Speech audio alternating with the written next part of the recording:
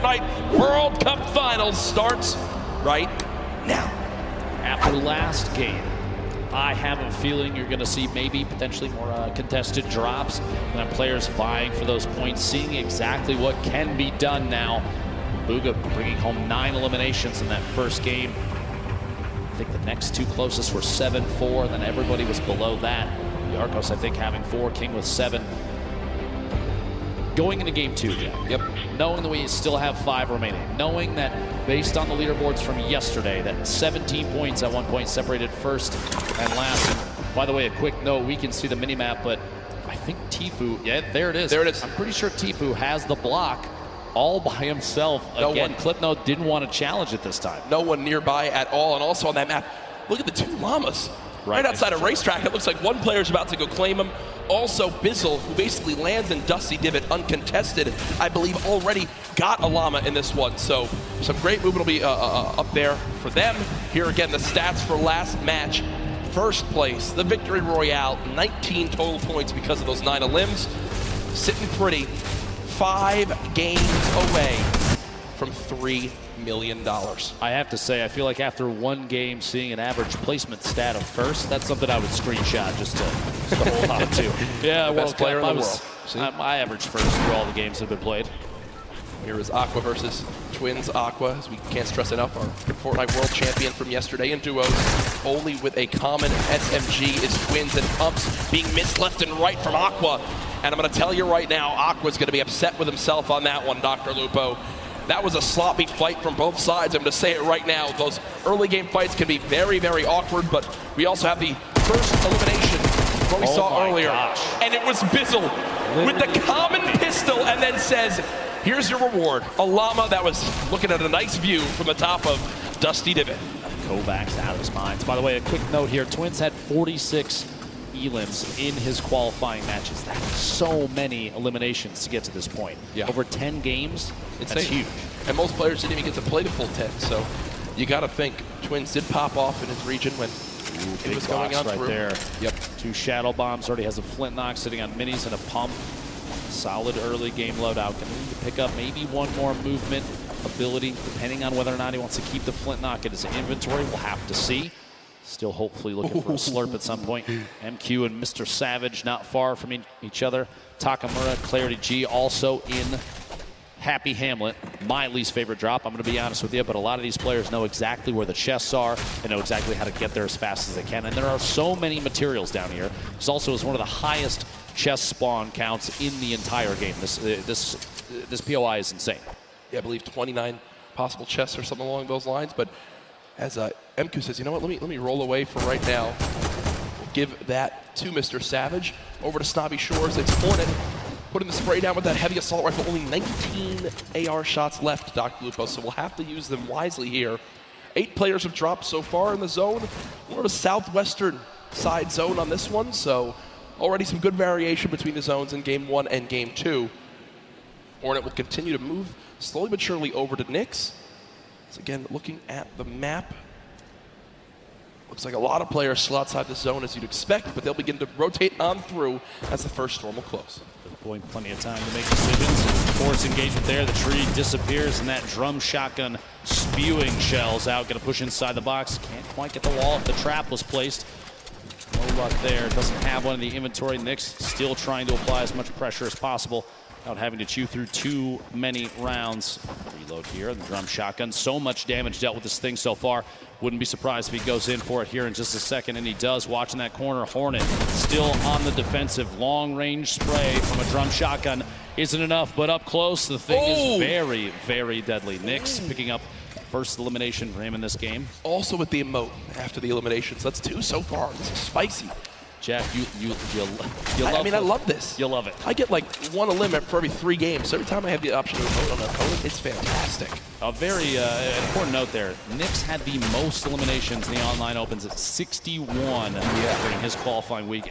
That's crazy too. And Nyx from Brazil, we often saw very aggressive gameplay from those players during their qualifying matches. All they would do was kind of just stomp through their lobbies. We always talked about how insane it was.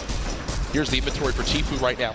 4 minis 3 big shields. Good lord. 4 shadow bombs. Good lord. A launch pad. A legendary infantry rifle. A blue pump shotgun. Tfue set up for the rest of this game, nearing max materials as well. This is what happens when you give this man block all by himself. Nobody wants to challenge here, but it's one of the best loot spots in the game. Gobab's over on the right side of your screen, going to try and take that southeast corner building, see if there's anything left inside. But there's so much loot here at the block, so many materials, so many opportunities to get an advantageous position too, because you're right up the hill. Like I said before, this baller spawns up there. Those are going to get grabbed pretty quick, but if they don't, if you're lucky enough, you have free rotation as well. It's also not terribly far from a slipstream to the south, just past the umbrella quarry down there. Meanwhile, Mr. Savage stuck in a 1v1 down here at Happy Hamlet. There's actually 3 players total. My apologies. You see on the mini-map on the bottom right there. They can't see those arrows, but we definitely can. And Crew and Takamura still down inside in the building. And audio cues trying to listen for each other. Takamura, you see, not really moving. Crew trying to do some wall replacing to build up a little bit of a material buffer in case fighting does happen here. I think Mr. Savage going to rotate out. Here is Tfue with the player just in front. Looks like a fight he's potentially looking to take. Not sure exactly what the health is of the opponent just ahead, but you got to think, okay, so there is a health advantage. Maybe Tfue did a bit of damage as Kluja will begin to heal on up. So it does look like Tfue damaged the player, thought about challenging, but for right now, we'll just box for a moment. They are very, very soon going to have to move towards the zone. If you're watching online and you get an opportunity here to clip some shots from Tfue, it's going to be very accurate. We've seen it before, and we'll see him again with that infantry rifle. One of the best in the game. That was kind of greedy from Tfue. He has a ton of materials. I think he didn't expect this opponent to challenge and go for a shot, but because he tries to save a couple walls of wood, has to pop one of those big shields, and Kluja says, you know what? I'm out of here, and the zone's already there, so Tfue has a long trek ahead of him. Might have to decide if he's going to use a launch pad here. Probably not, as he does have the slipstreams down below, but still will take some damage from the storm. If there is a rift spawn up at the burger, he can take the zip across, jump off midway through, and go down and grab it. We'll see. Booga eliminated to start off this game in 90th place. So our game 1 winner out early on, which means that that 9-point lead will surely be cut down as this one goes on. Quick thing I want to remind everyone of, yesterday we were nearing the #1 trend in the world on Twitter. I'm going to challenge all of you right now. Use the hashtag Fortnite World Cup across everywhere. Send in how you're watching today. Let me know who you think's going to win.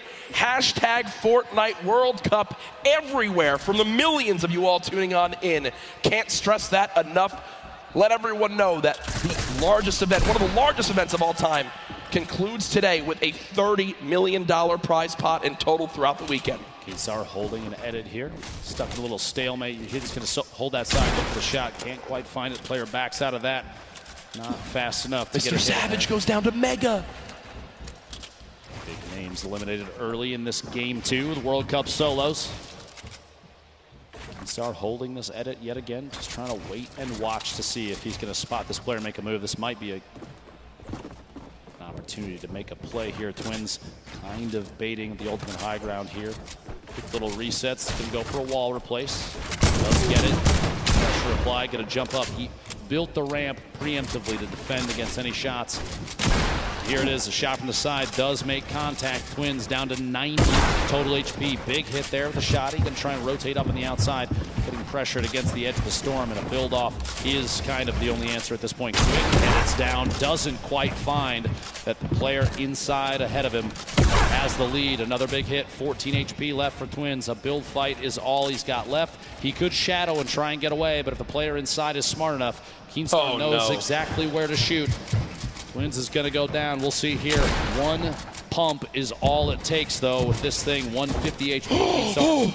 Oh my gosh. They're almost going down there. No shield remaining. A back and forth between these two titans of Fortnite. And there it is. Keemstar finding the lead with the shotty there, and Twins eliminated. Move towards Storm Surge kicking on in. I do want to point out where this next zone is. Spoke to production. We'll bring that back in for you all to see just how insane zone number 2 will be for everyone on this map. Actually, it's ridiculous. Yeah, because they have a long, long run ahead. Look at that. All the a third way of the to zone south side. Off the map. Not only are you forced all the way to the bottom of the map, you've got nothing on the south end of the safe zone. players going to get compressed together. I would expect going into circle 3 or 4, you're going to see a very low player count in comparison to last game. We're already down to 75. And Storm Surge now getting ready to kick in. You have 5 players that need to go down before damage starts to go out to those that have not dealt enough of it. Yep. Multiple players bunkering up here at Happy Hamlet. Not a whole lot of real estate left. Shots going out there. You heard that minigun. One of the very good weapon for applying pressure to structures, especially when you see other players are taking shots at the same target. Let it fight the top left of your screen there. Replay between Niddle, opponent inside the box. Caught above, but headed down. Can't quite find the first shot. Follows through with a second, third, fourth, and the elimination. He had 1 health left. If you looked after the 50 health was earned, he was stuck at 50, meaning he was under 1 HP. He had effectively 0.9% health and goes down right there. His opponent can't win the fight as he's rewarded. Nakamura on your screen, 179 total HP, and that's a tough battle you have here, Dr. Lupo. Do you use your last healing item in the big shield for only 21, or do you hope maybe 179 health is enough for the next fight? It's a double-edged sword, a tough decision to make. Storm Surge still active. 4 more players need to go down before it ends. Trying to get the wall there, can't quite find it. Quick edit up and out. Solid Gonna make the rotation away. Waiting. This is just an opportunity. He's basically trying to bait to see if the player inside is gonna head out. Shockwave. Lecce hits the tree. It might cost him. Pressure being applied now. The 1v1 not over quite yet. Combat shotgun from above right here will be very effective. The spread from a top-down position like this is like a guaranteed crit. Here we go. Shot from behind, can't quite make contact yet. Zone now hitting for 2 as well. Player's gonna have to go for it very soon. Here we go. Another shockwave to push away. Storm Surge is active. He's way above, and those bandages are gonna be key to survival. We'll see. I guess the swap in position. But she took the high ground temporarily here. They're at a point now where they basically just, one of them needs to get in the fight. One of them needs to win this fight if they want to survive for the 50 extra health. Lecce slowly taking this damage, 2 ticks every second, and it's going quick. Dr. Lupo now down to just 12 HP. This could be done here momentarily. A shot, no! Yes. Moffin wins it with the quick shotgun to the dome, and you see, using 4 bandages, the 50 health puts him back up to 100. It should be enough to move on in. Storm Surge now over as well, and the next zone just popped up, and it's even more southwest. Tfue still alive in this game. So far, 0 eliminations, still though with this magnificent inventory for the late game. I just want to say that the bait outside in the storm, forcing your opponent to take damage, knowing that they're not healing through their own HP, basically a way of weakening them, and then you choose the time to engage, means you don't even have to be as active as before. That shotgun, Tfue take a couple shots, and that player on rotation with the Shadow Bomb, a little more difficult to see them since they're basically invisible. They are a shadow. Yeah.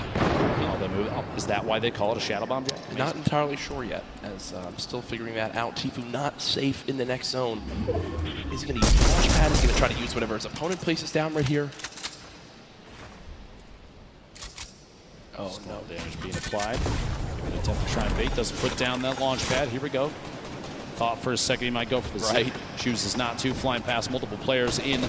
Shadow Bomb. Move, and here we go. Shots from the backside. Pressure being applied on Tfue, and he's going to have to box up for just a second. There it is. Shadow Bomb and door edit. He'll make a move on the outside. He is in the shadow form still, and you can keep this by jumping against the wall. That was not a good Shadow Bomb, I can tell you right now. Gotta be disappointed there. Big hit from above, down to 55 HP. Tfue, the edit from the outside, and he is eliminated by King. And look who it is again. King, the player with 7 eliminations in game number 1, keeps the aggression going in game 2. The heavy sniper that immediately destroys that wall and is rewarded with incredible loot, almost max builds as well. Tfue, a very quiet start to today's World Cup competition. Here's that elimination on Tfue, shot from above. A little bit of shield damage, but a big hit from the outside, using a heavy snipe to take that wall almost instantly. Very intelligent play there. Again, more aggressive players we've seen thus far. Yep, and it's working out up to this point. Oh my gosh, this is back down at Happy Hamlet, right on the edge. So many players on the east side of the safe zone, and this is a far southwest. Remember, about a third of it is in the water right now. Nobody's on the island, the outside. We're going to see where this goes next. There it is, focused just to the west. That submarine atop the ice mountain right there. But look at how many players are stacked on the right side of that zone. So if you're currently in this next zone, on that north or east side, you can put a ton of damage downrange as everyone has to move right at you. You see Karu does go down to Diego GB in your elimination feed. A drop coming on through. Crew boxed up, Creo boxed up. Rux under 100 health, has to play this one safely, but they are so far on the east side of the zone. The Storm is going to move quite quick, Ben. And they've got to be ready for it. There's already the first shockwave used.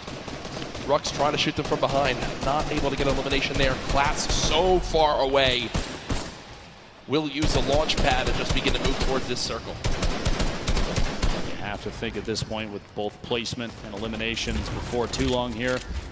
King maybe taking an opportunity to push into the first place position on the leaderboards, especially with Bugha going down so early in this game, 90th place. I love this outfit from Rux right now. He's a dinosaur. No, I'm talking about his real life outfit. He's a dinosaur. He's set up to play in the Fortnite World Cup at 1, and then he's got a dinner date at 7:30. So good for him. Listen, class is everything, Jack. I mean, the guy looks great. I'm going to give a shout out for that. Best dressed, 2 extra points. A Fortnite World Cup champion right there, Rux. But only a 6 damage tag from the side there. Doesn't have to panic too much. That I would panic a little more about. When you have no movement.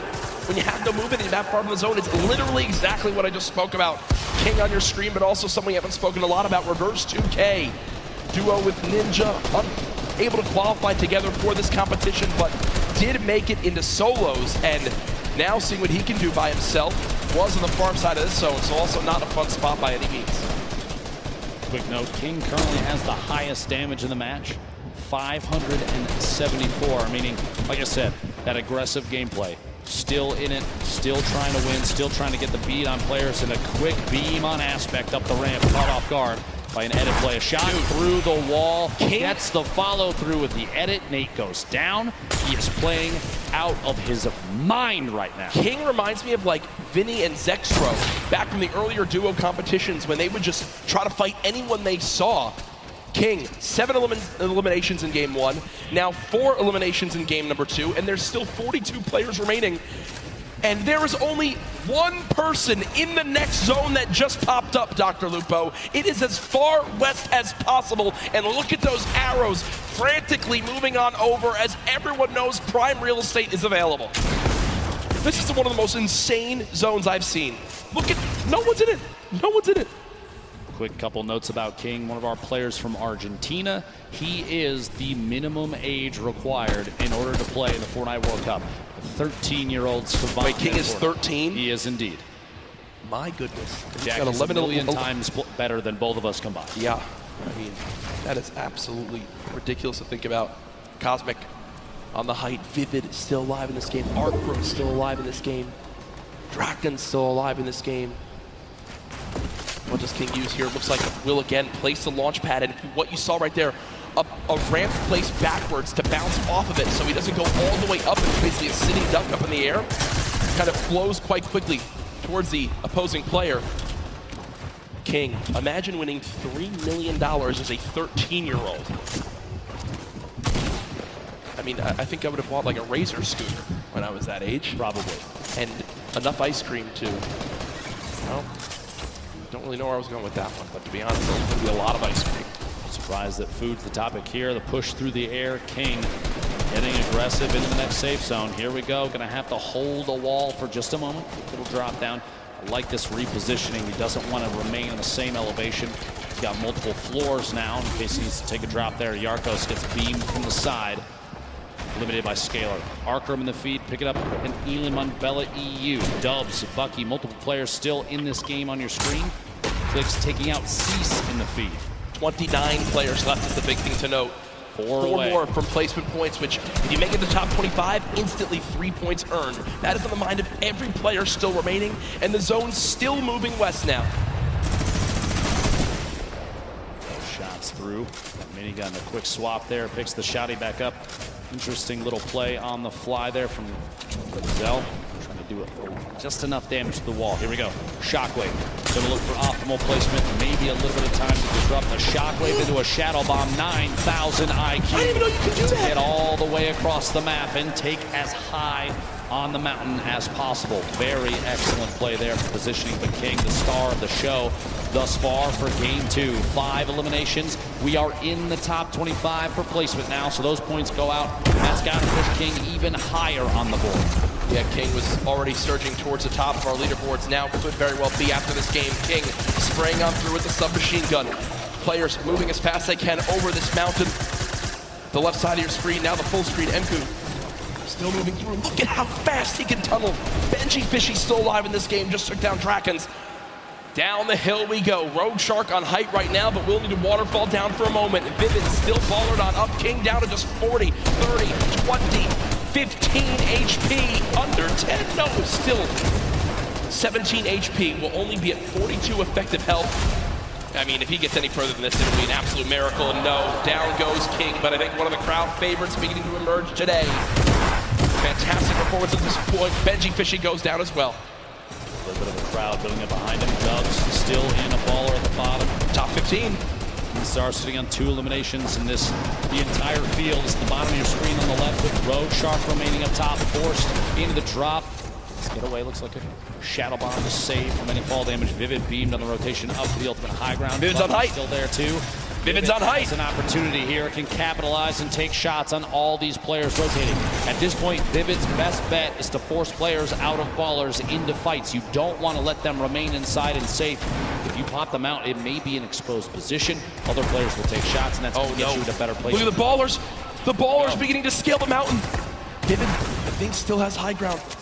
Has time to pop a mini by chance? Nope, nothing as of yet. Now the fight for height begins. Vivid building out up. Arc from in your elimination feed now into our top 10.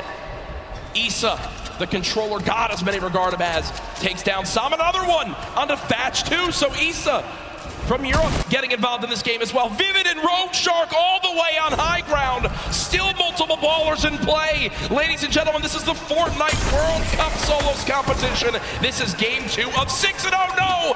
Vivid has lost the high ground, but he says no! This is mine, young man! And takes it right back. No mats! No mats! No life! Vivid is out of this game. But he got the elim. He got the elim on the Rogue Shark. He's at 2 eliminations, sitting in the middle of the pack right now. 7 players remaining. The end of game 2 right before your eyes, folks. 120 total HP. He can't spend any time out of the zone right now. Player going down inside the box. Can't quite get in. One right behind outside. Can't find a beat. Issa goes down, placed in 4th. A 1v1. Dubs, the ultimate high ground. The crowd cheering behind him, looking to see if he can capitalize on this advantageous position. Down low, it's Dubs for Skite. A little bit of a build-off between the two, layering defensively against each other, but Dubs, no builds. One build. The flint knock to save him on the drop might be the play just outside ahead of the build. Maybe can catch himself. Oh my gosh, is he around inside the storm. This might be it. Shockwave into the flint knock, into the safe zone, doubling back, another one, a valiant effort. He's got to find a bead, but he won't be able to do it. Ladies and gentlemen, game 2 goes to Skite. Skite had 27 health left.